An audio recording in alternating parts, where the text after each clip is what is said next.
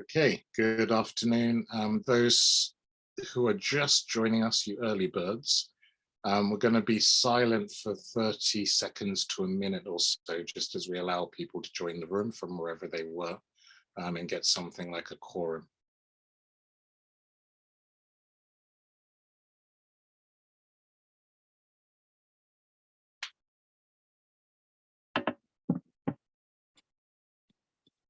Picking up nicely.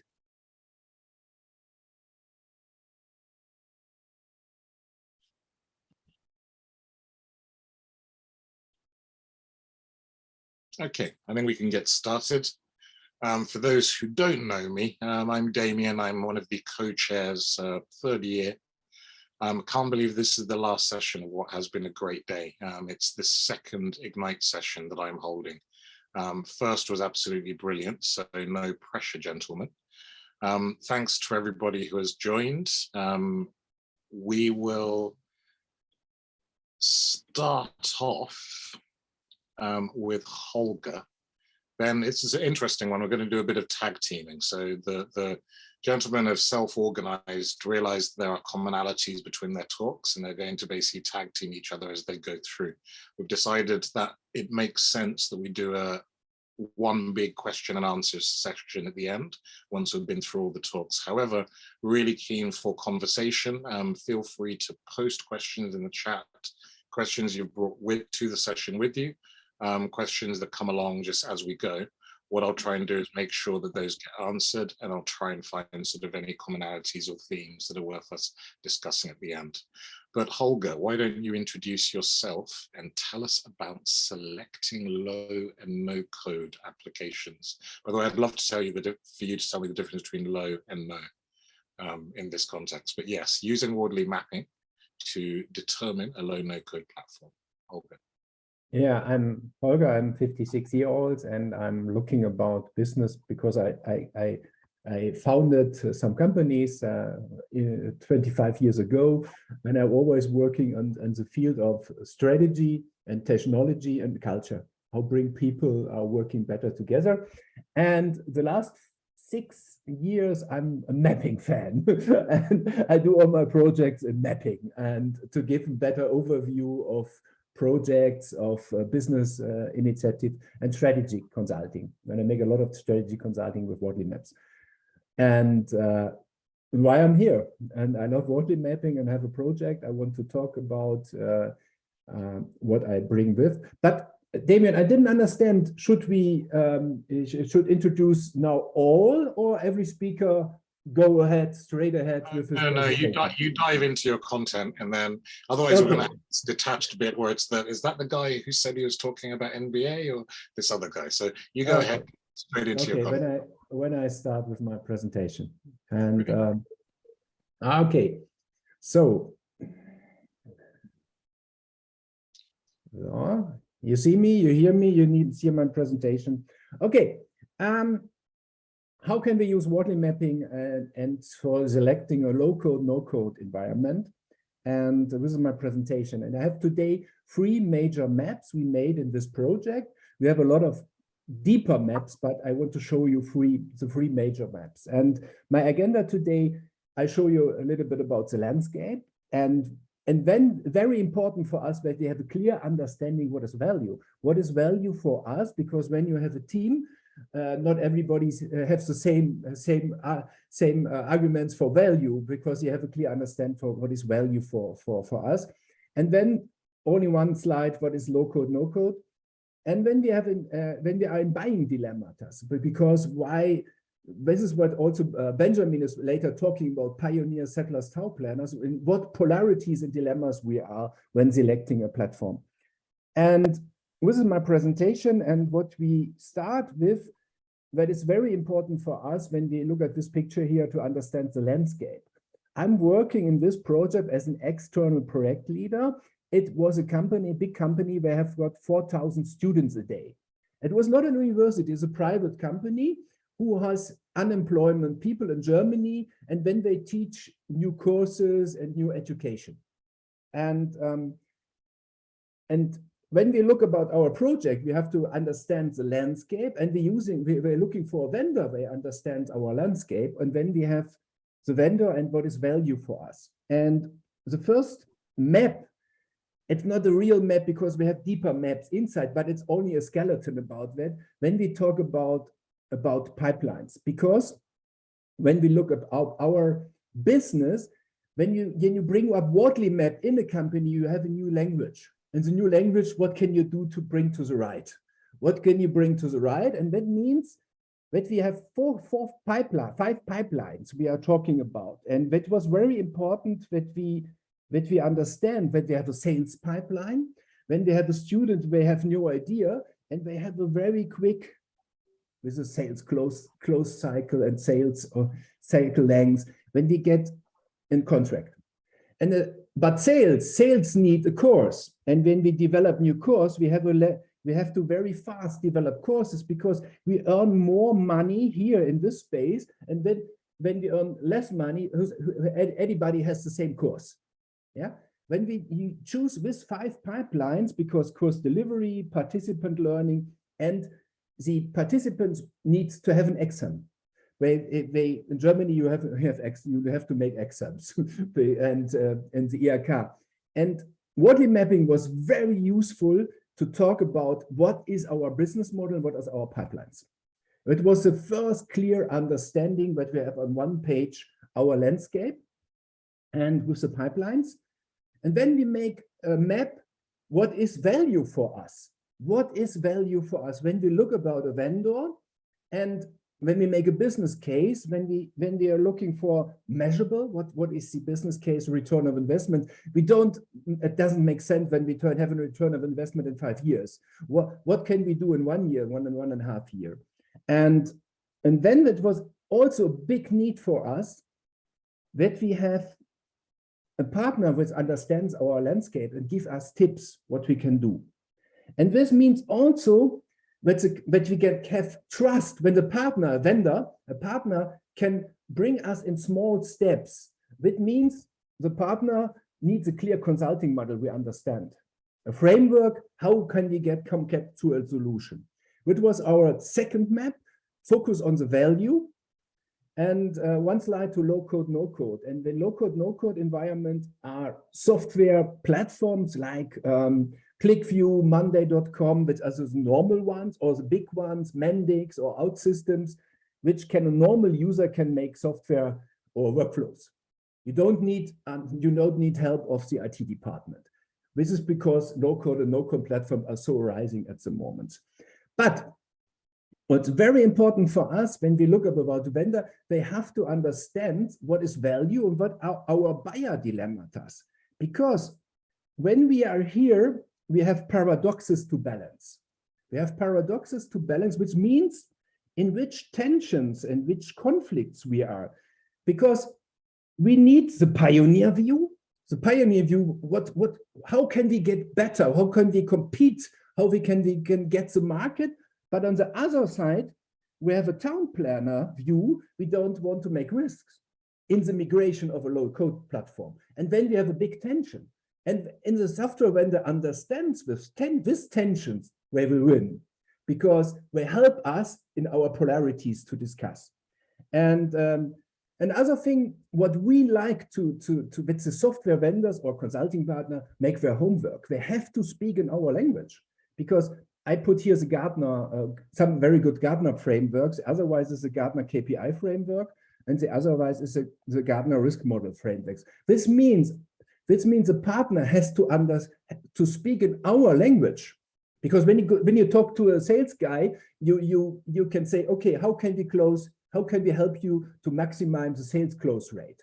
That is a very valuable business language. And this means also when we talk to a vendor, did they understand our business language and understand our business environment? And I love this book. I love this book, and it's a Challenger sale. It's a brilliant book. But this slide is very important, because the greatest drivers of loyalty means a partner to help us to understand potential landmines. A partner who helps us to understand what are difficult ways.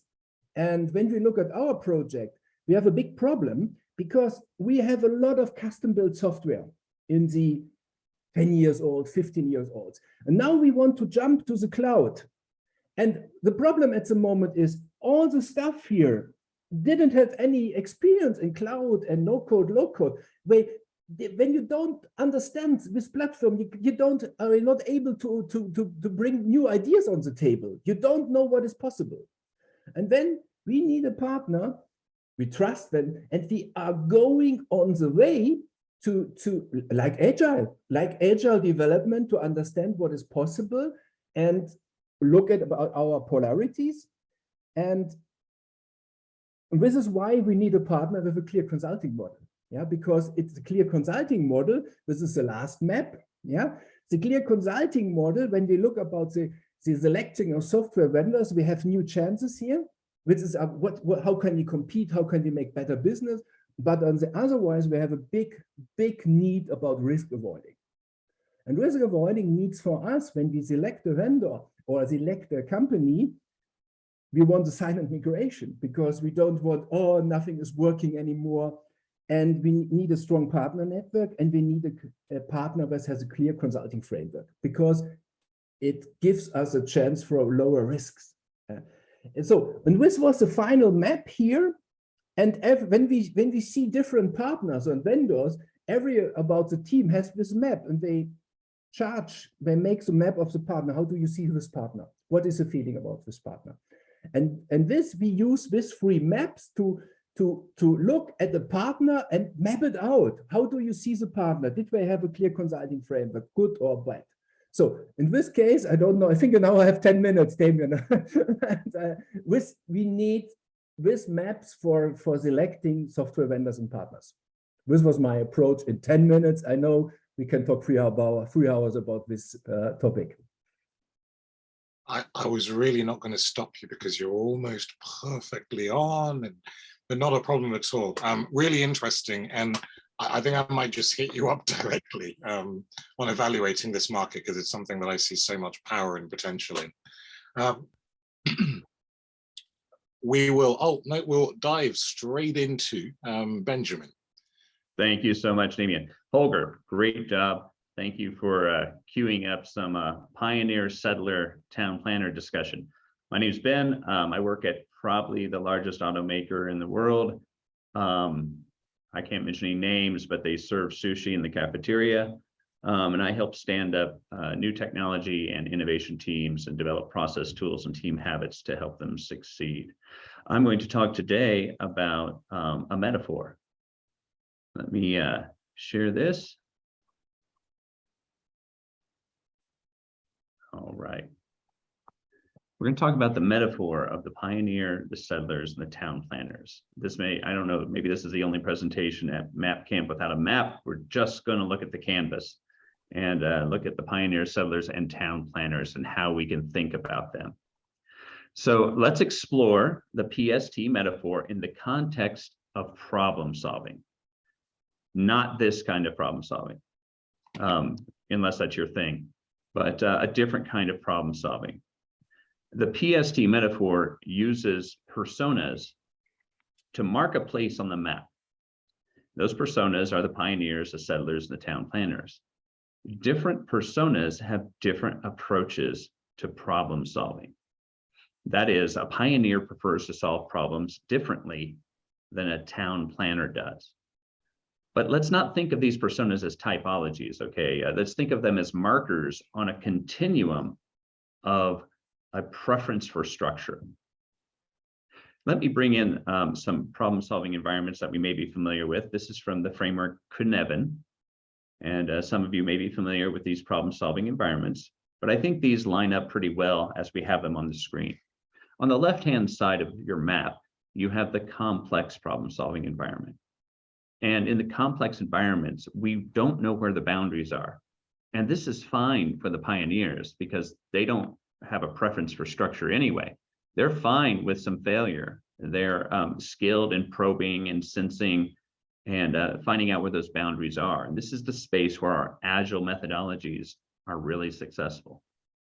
So at the other end of the spectrum, in the clear problem-solving environment, we have very clear, well-defined boundaries. This is good for town planners because they really prefer well-defined problems.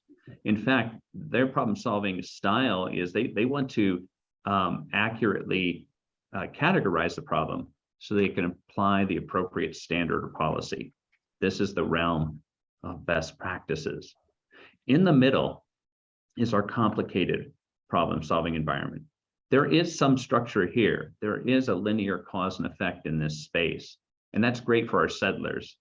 They don't have a strong preference for more or less structure, and they can use their expertise to analyze the system, identify the countermeasure for the problem, and then implement it. This is where Kaizen and Lean and continuous improvement are really effective. So everyone within the sound of my voice has a preference for more or less structure in their problem solving. You have a preference for the problems you like to work on. You have a preference for where on the map you prefer to do your work. Now, we know this because of some pioneering work, pun intended, by a brilliant British psychologist named Dr. Michael Curtin. Some 40 years ago, Curtin developed the Curtin Adaptation Innovation Theory. And simply it states, we are all creative. We all solve problems, but we have different styles for doing so. And the difference in our styles depends upon how much structure we prefer in our problem solving. Dr. Curtin also pointed out that problem solving preferences are normally distributed. So right now you may be asking, why is this even a big deal? We can accept the fact that we all have a problem solving style. It's based on how much structure we want in our problem solving environment. Because it's normally distributed, we know that the world wants a lot of people without very strong preferences, the settlers, and the world wants a few people who prefer less structure, the pioneers, and a few people that prefer a lot of structure, the town planners. I'll tell you why this is important. Successful companies manage this diversity in cognitive style successfully, effectively. Let's use Apple as an example. Steve Jobs, obviously a pioneer. He thought in analogies and metaphors and was a visionary. However, his visions would never have been a commercial success unless he had the support of someone on the other end of the problem-solving spectrum that thought in terms of systems and process.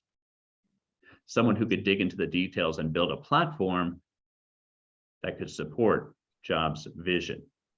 But having two really smart people at either extreme is not sufficient. You have to have someone who can bridge the gap between the pioneer and the town planner.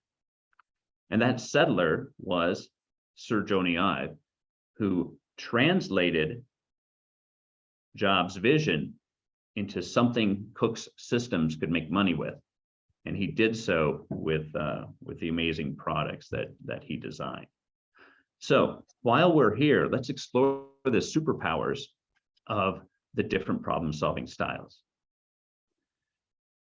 The folks who prefer less structure, they tend to think in metaphors and analogies.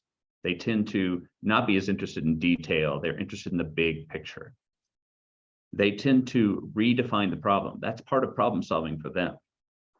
They will often challenge the rules. They will pursue solutions even if they have to break the rules, and they can appear insensitive and abrasive sometimes.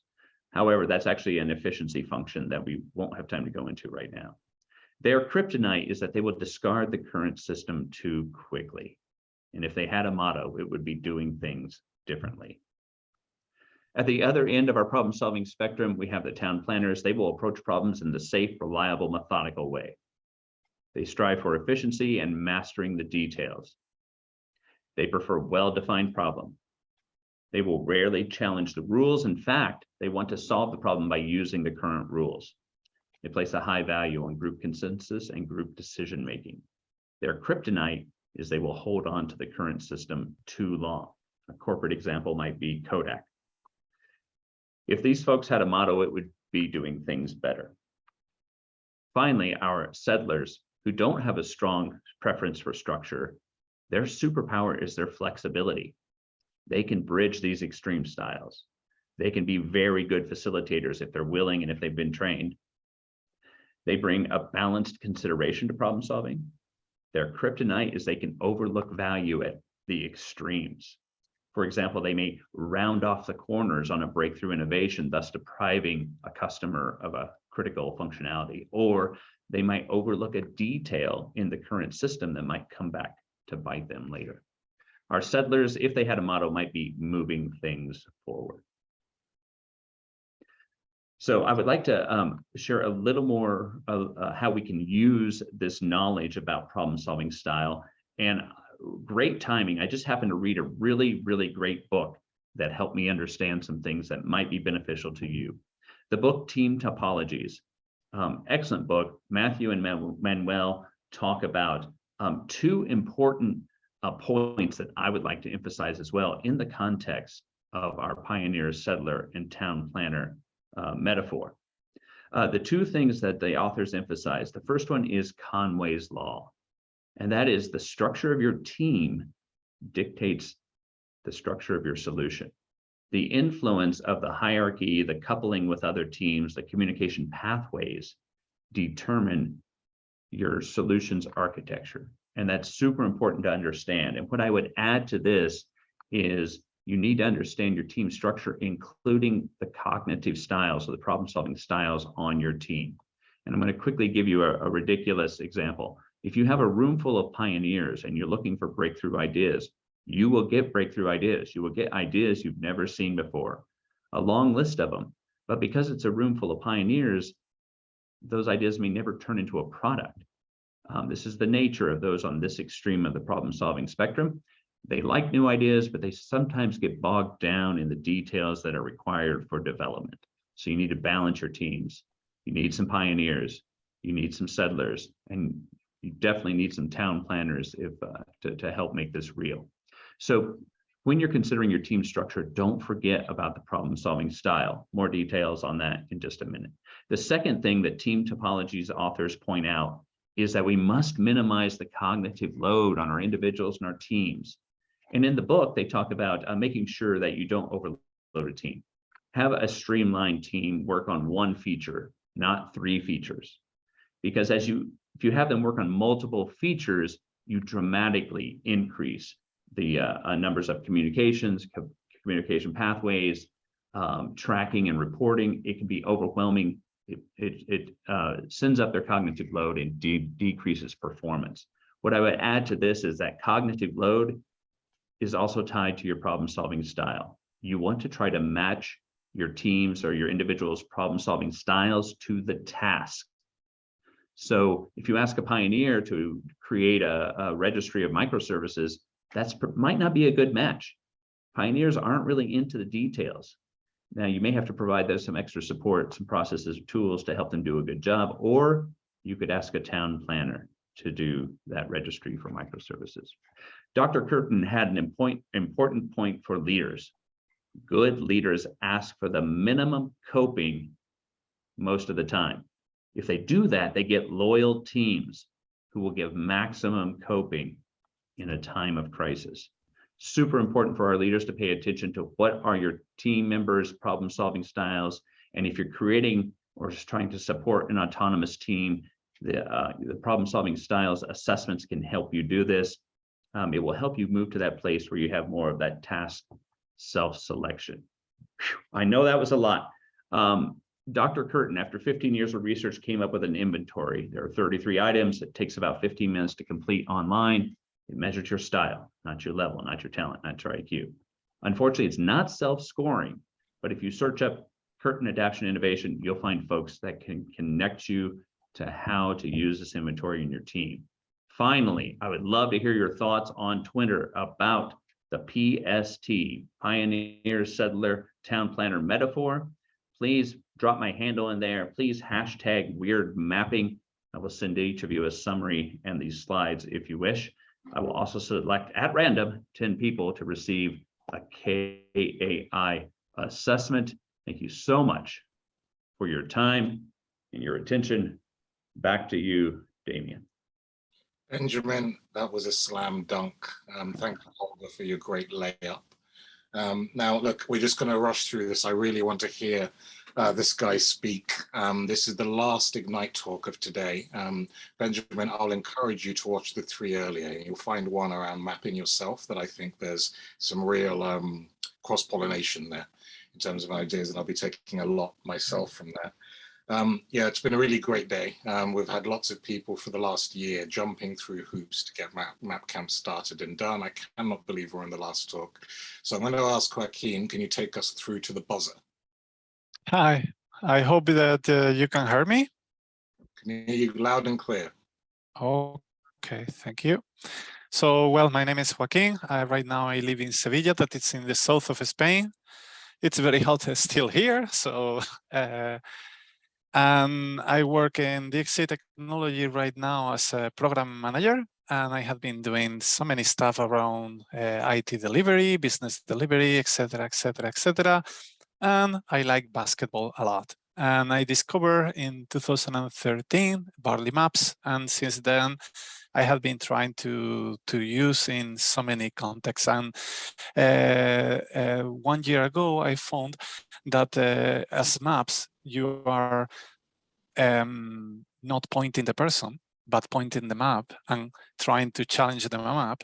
The point is that sometimes it's better to use a different context. And as I like a lot the basketball, I found that some examples are really nice when you put in a different context, and then you try to remove the frame, the commercial market frame that we have, and you put in a completely different place. So I'm going to try to share my screen. I hope that you can see it. Okay, thank you. So basketball has so many rules. It has so many ways that you can play. And at the end of the day, what I found is that the NBA, it's a close league with 30 franchises.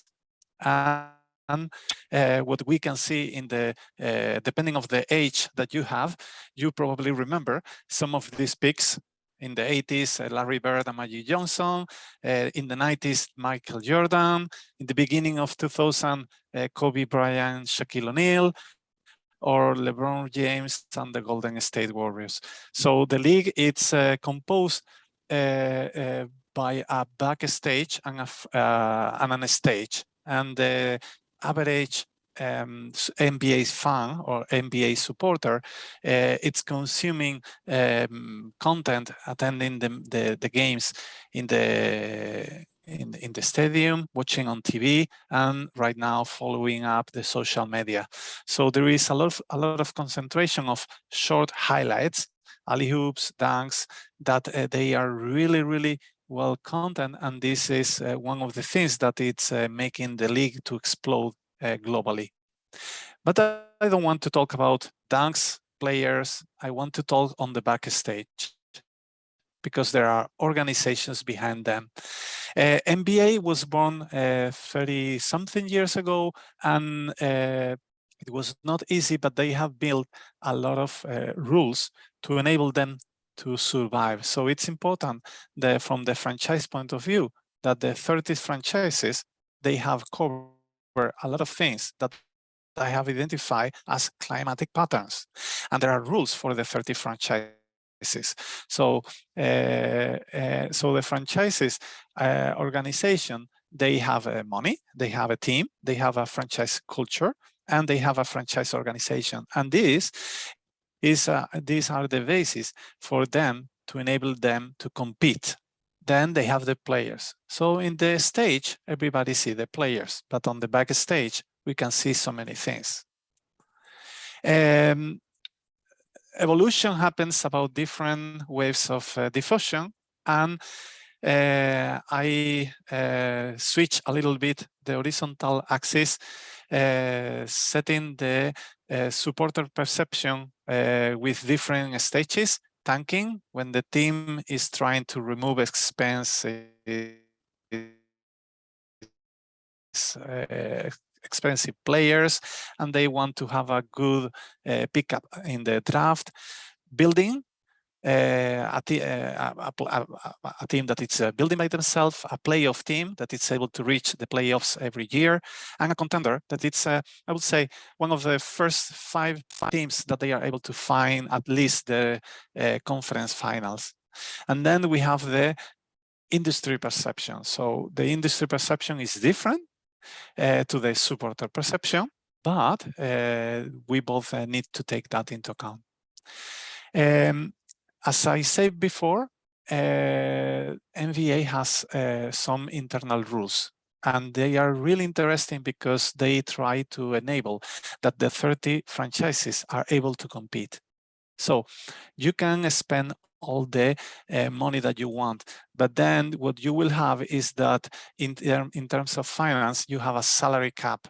The salary cap is determined by the money that you are able to generate by yourself, and if you want to spend more, you have to pay a luxury tax to the league. So that luxury tax comes back to the league. There are different ways to play. It depends if you are a big city or a small city. There are so many things in terms of the calendar that it's very important to take into account. The league, it's always looking for the international expansion. There are trade rules. You cannot trade the players any time.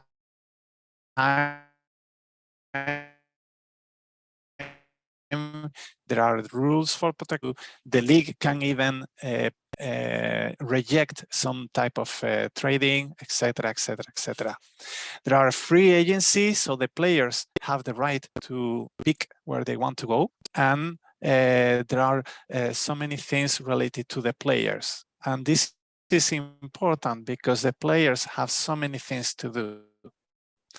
And here it comes to the fact that there are so many other loops in the league that I will review because things doesn't happen straightforward. So I would like to put this example that it's Golden State Warriors. So the story started in 2010 when Joe Lacob and Peter Graber both acquired the franchise, and they acquired by all this money. And how they started, it was building the franchise from a start. So they are 2 people that they come from Silicon Valley, and they completely wanted to do something different because they saw a lot of value and a lot of issues in the way that the team was managed before. So one of the things that they started doing, it was to change the culture, what we call doctrines. They completely radical in guiding principles and the way to do it. And they summarize as in strength in numbers. So they were pioneers looking for the player's fit. It's not the same, the individual contribution, that the total contribution of 3 players combined. That player's fit, it's something that they evaluate with advanced statistics, and they do a lot of analysis and work on that.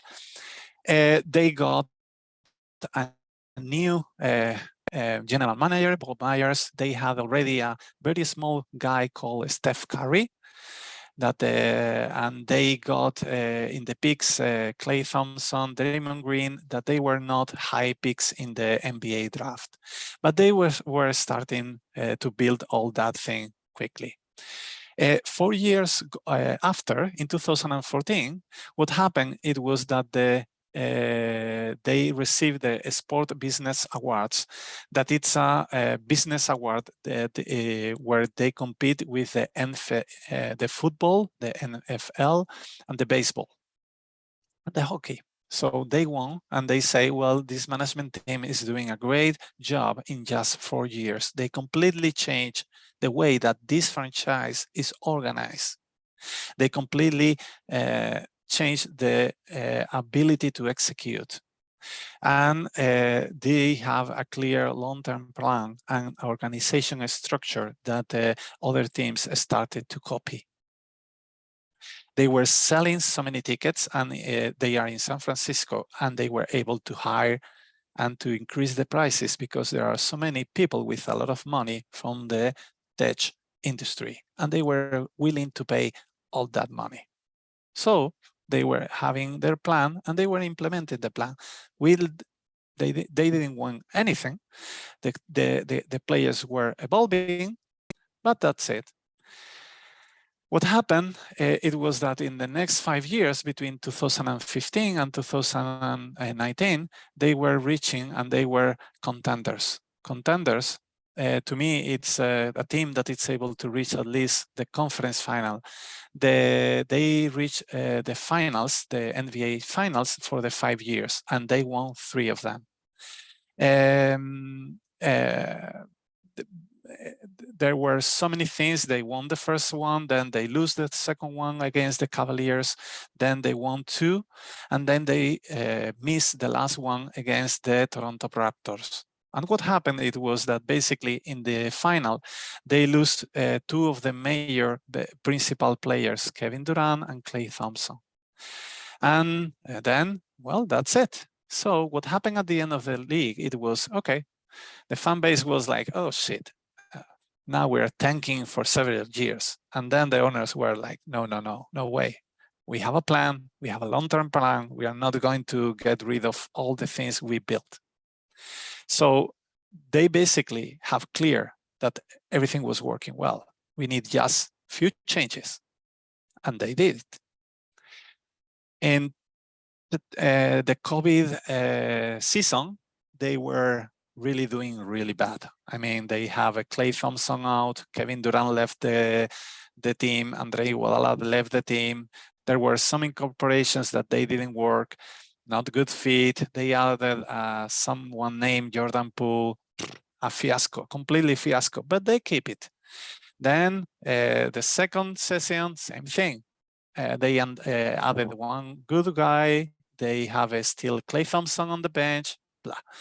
But this year, they were able to do really, really well. And when I was doing this was in February, they were really doing good numbers, and they recovered all the activities. So what happened at the end, it was that as contenders, they finally won the NBA. The point is that the owners have a long-term view, and the value of the franchise right now is considered to be the second most important thing, that the second most important one, that it's $5.6 billion in US dollars. So that's it. So there are so many things we can learn from this environment, and when we want to look for a different context, this could be a good one to try to de-stress the challenging questions that we want to put on the table. So that's it. Thank you, Damian. Joaquín, thank you so much, and apologies for the basketball-related puns. So what did we just go through there? We started off with how to use mapping to select a tool to accelerate, to foster innovation. Then we've talked about teams and aligning teams according to, I suppose, problem preference to the creativity. And right at the end, just a brilliant walkthrough as to how you develop that team. By the way, Joaquín, I saw lots in here that I'm really pleased about, because I support a team that's going through a little bit of a change. Started off with, as you describe, a wholesale cultural shift. Then starting to use data to select players at the beginning of journey, perhaps some rough diamonds that other people haven't worked out. But the sad thing for me is, from what you're telling me, it may be 7 or 8 years until we actually see success, with the positive side being that the the period of low success won't be as long the next time around, if I've interpreted that correctly. Yeah, that's right. Brilliant. Thanks so much. Benjamin and Holger, first of all, just questions from you. I suppose, on what Joaquín has spoken about, but actually we're doing a round robin. So any comments, thoughts around each of your talks would be welcome. I cannot believe that we don't have a question in the chat, but that's brilliant because I think we have loads amongst ourselves. I think what we see, we are not only focused on technology. We have all the balls and jongling with it. We have the technology. But we have also the team. We have to look how put the right people on how they fit in this problem-solving technique. And this is why it's not so easy to build up a product and a company, because you have to look all parallel at these situations. Yeah. Something applicability. No, I was just saying it shows you how applicable the mapping is to so many different lenses. Sorry, Benjamin. Yeah, well, something that occurred to me when Holger was speaking was the sales cycle and mapping out a sales cycle. Are you going to be speaking to a town planner or a pioneer? The town planner, they want to know the details up front and how this could break something important. The pioneer, you can tell them a story, and if you can get their heart into it, then half your battle is over, right? So I was thinking about, like, if we were mapping out a sales strategy, who do we expect to encounter along the way, on the sales cycle, and then tweak our messages to match the problem-solving style, so that we're more likely to get their heads moving in the right direction. So just wanted to add that. Yeah, you lost when you tell a town planner a story about features. We can do this with this. And you lost when you go to a town planner, and the town planner has to show his numbers next week. And when I have an idea how the people can work better together and have a good feeling. They say, you're an idiot. I need to bring up my numbers next week. Give me some ideas how to make my numbers. But absolutely. But one tip for maybe, I teach pioneer settler town planners and storytelling. I always think, who is the decision maker? When I have 10 arguments, I go and started to go in the door of the decision maker. Maybe the decision maker is a town planner. I started my arguments in the town planner. When I have 10 arguments, I have 5 arguments for the town planner. But then I go to the settler and have 2 arguments for the settler, because it's very important when the town planner says, you have good ideas, but you have no heart. When you go to the settler, and then you go to the pioneer, maybe 1 argument. But if the decision maker a settler, I started with my arguments with the settler, and when I go, I think of a triangle. When I go to the second decision maker, and I train that, yeah. When you don't have a resonance. Yeah, I'm smiling quietly because I do this job, and it's, for us it's IT, finance, ultimately the GTM, the strategy team that's building, and it's similar personas, but really interesting point from Benjamin as well around mapping the variance of an individual. Right, that might be down to what did I put down to different inputs. It might be seasonality, when in the year, when in the project, as Holger says. Really interesting. Yeah, actually, for sports people, right, you'll have variances in performance, variances in things like motivation that actually you could probably map, or at least get a sense of how that changes over time. Yeah, just following the example of Ben, well, probably you have not realized, but one of the changes that the Golden State Warriors did in 2015, it was the change of coach. And it was a very, from that time, it was a very difficult decision, because they were having Mark Jackson, that he was a type of problem solver on the right side. So he was able to put the team in playoffs, but he reached the peak, and that peak was not enough for the owners. And then they changed for a more pioneer coach, able to put the team at next level. And they knew that they need someone with a completely different mindset that break some of the traditions that the team was still not removing.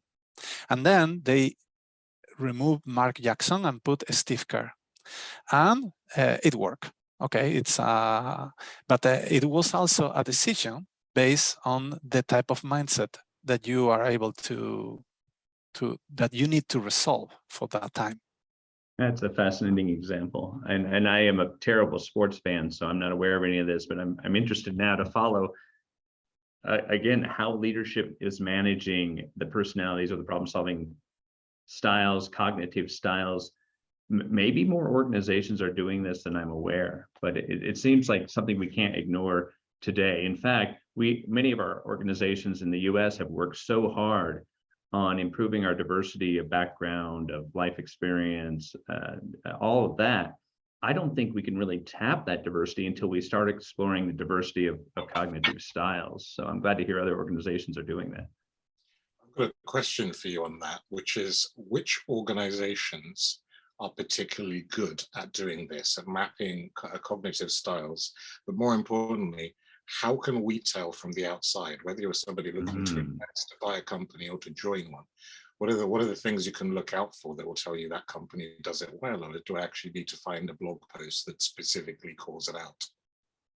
That's an excellent question. I mean, yeah, I can give you the answer about how the MBA does it. And it's that they do it about the measure of the performance, because they can do it. They measure the performance of the player's fit. So they have a complete statistical history about the fit of 3 players together on the court.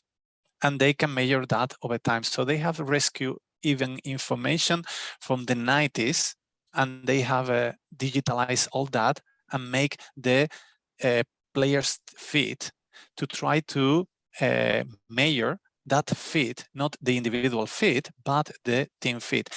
And the Dallas Mavericks, from the Dallas Mavericks in 2011, they won the NBA champion. And they were not having individuals in the top 10 of anything, but they had the best team fit in the league, the best one. But they don't have just one brilliant person that was in the top 10, that it was Dirk Nowitzki, but the rest of the players, nobody remember a name, I can tell you. And it's an example, but it's a closed environment and you have data. You know, I'll add to that, Damien. I'm sorry, Holger, go ahead. I think when we look about cognitive styles, pioneer settler town planners, and maybe also symbolic styles, there's a great book from Bollman and Deal, Reframing Leadership or Organizations. The problem is that we need in the future or today that we on situational awareness change our style, that we are able to see, oh, better I go with a pioneer style now, or I go with a town planner. But we have different situational awareness, and what we need is to understand in which situation we are and which cognitive style is best for this problem. And this means you need to have on the meta level that you can step out a little bit and say, oh, where are we now and what we have to go. And this is not so easy because we have also our preference style, which but for leadership it's very important that you can change your styles. Right, right. And to go back to Damien's original question, how do you spot that in an organization, or if you're considering, joining an organization? I think the companies that are successful have figured it out. In today's market, you can't be successful, I don't think, without understanding how to manage these complex systems, especially around people and their cognitive styles. If I'm looking into an organization, and let's say it's a software space, I want to hear them talking about how they support structure autonomous teams. I want to be able to sense an atmosphere of trust. Things like task self-selection are not foreign concepts, and And so while that's not a very good list to take into an interview, I think those are some of the things I would be looking for if I'm having a conversation with an organization I want to work with, is how much trust is there, how autonomous are teams, and do they understand things like cognitive styles. I think that the book that you mentioned, Ben, the team topologies, they review really well how to integrate with different type of topologies. And in the review of the topologies, they review exactly that, how to combine different mindsets and way to solve problems into because at the end of the day, you need to combine different type of thinkers to be able to solve problems and to resolve that integration. And sometimes, and sometimes you need to put a different person with a different style into a team that they all have the same to break some of the things. And this is the labor of the leadership, to put that different piece to try to break things and make. Right. And that book, Team Topologies, I recommend it to everyone. I'm not even the software guy. It's mostly for software teams. Really taught me a lot. Really good book. I was going to just mention that sometimes you can't match the task with the person's problem-solving style. And my example is this large automaker I work for. I'm way over here on the Pioneer side. They are very process-focused, very system-focused. However, they do a very good job of providing me with processes and tools and support and mentorship when I have to work far from my preferred style. They have built the systems that can support me so I can be successful. So that's something I advise, I bring to other organizations or share with other organizations, is build those processes that can support your team members when they have to work far from their preferred place on the map. Awesome. We have time for one question. I'm going to ask it. We've got to give up the room. There is the final fireside chat in 8 minutes. So we've run a little bit into overtime. I'm not going to stop, Joaquín. Holger, lastly, I would love to hear about the change project and the outcome for the no-code, low-code solution. So where you're doing your comparison now at the end of not just the sort of choice and implementation, but when you're actually looking at the business impact, and compare that to the criteria you're using on selection. Did you end up with the same impacts that you hoped for in the winning selection? And I suppose the question is, will you come back to talk to us about it? Yeah, we'll come. Next year, we will implement it. Thank you. Oh, fantastic. Listen, thank you, everybody. Thank you, speakers. Thank you, everybody who has joined this session, but not just this session of Map Camp generally. As I say, we've got the fireside chat. It should be really interesting. I get to actually sit back, probably have a beer and just listen to it this time. But it's been a really great day, really great session here. I'll be following up with each of you personally. Actually, Benjamin, I'm expecting my results from you and my assessment somewhere soon. I think I've got a guess as to what it might say. I think you and I discussed, I'm probably quite clear on that. Joaquín, I need you to tell me what's going to happen with Arsenal. So if you can just do a little bit of research specific to us at the beginning of that journey, but it would be really good if you can sort of demystify and help me de-stress a little bit. But thanks so much. I'm going to close the room. Do feel free to ask questions on Twitter, as Benjamin suggested. Let's keep this conversation going beyond today. If you've seen something inspiring today at Map Camp, follow up on it, because that's what really this is about. And certainly the Ignite talks are all about igniting passion, igniting purpose. Damien, thanks so much. Thank you, everyone. Thank you. Thank you so much. Thank you very much. Bye. Bye.